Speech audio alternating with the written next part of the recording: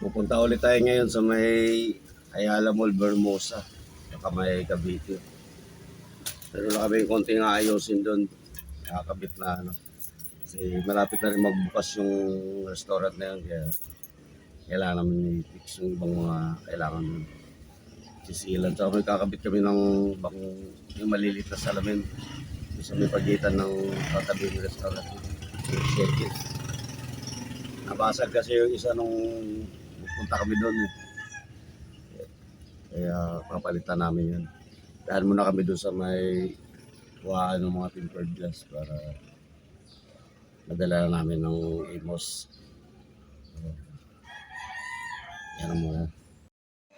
Doon na kami sa may Hermosa. Tatapusin na namin yung trabaho namin ngayong araw.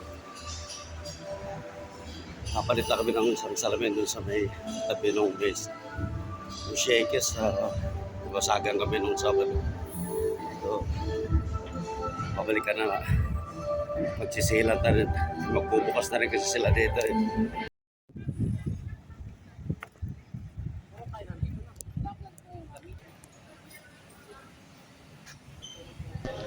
Bago pala kami bumalik ngayon, ito yung nangyari nung nakaraang araw nung ito sana ikakabit namin ng salamin yung sa may pagitan ng mesa at shakers. So, nagka-problema.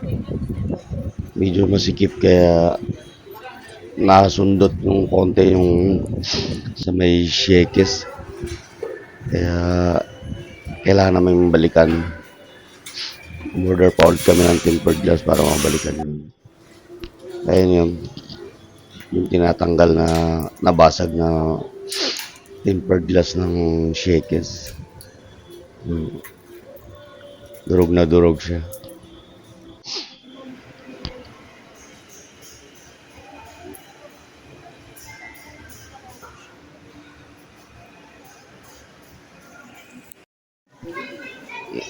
Ito na nga yung loob ng mesa restaurant. Napakalinis na. Malayong malayo doon sa dati kung saan kami nag-umpisa magawa dito. Napakalat, puro semento pa. Bubuksan na rin kasi nila itong buwan na ito eh. Siguro pagkatapos ng Pasko. Kaya unti-unti na naglalagay ng mga gamit yung mga mayari ng restaurant. At kami naman, kailangan na rin tapusin yung ibang mga hindi nasisilan. Kailangan ng natapos namin ngayong araw na ito. Ito yung mga kasama. Tatlo lang kami lumakad dito para bumalik sa Cavite. Ito na yung mga kinabit namin na mirror noon. Napakakinis.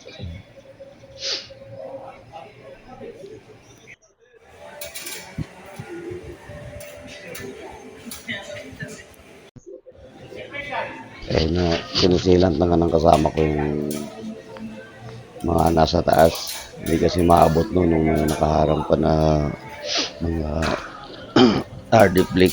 Ngayon tinanggal na nila. Kaya nakakagalaw na.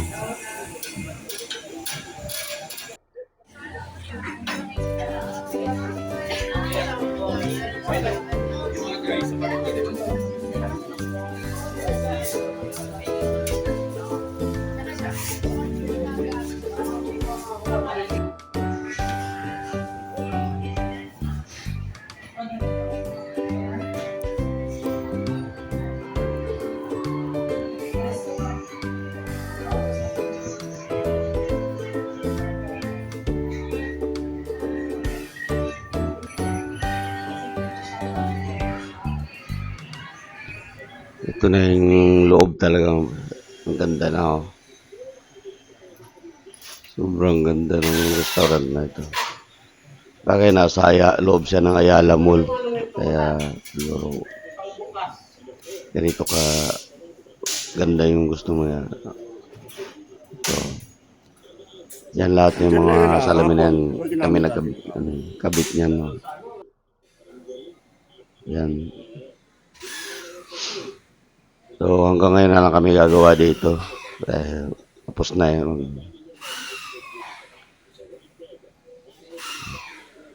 Tapos sa kabila pala may babalikan kami doon sa may Alabang Town Center naman.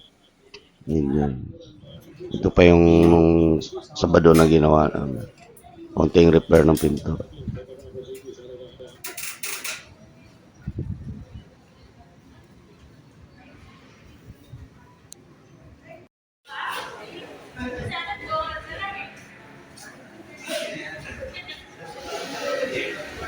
Ito pa yun nung nakarang araw. Dahil pang kalat, dahil pang basura. Pero ngayon, napakalinis na. Tapos na nga kami. Sa atin na ba? Yung ano kaya, pagsunod yung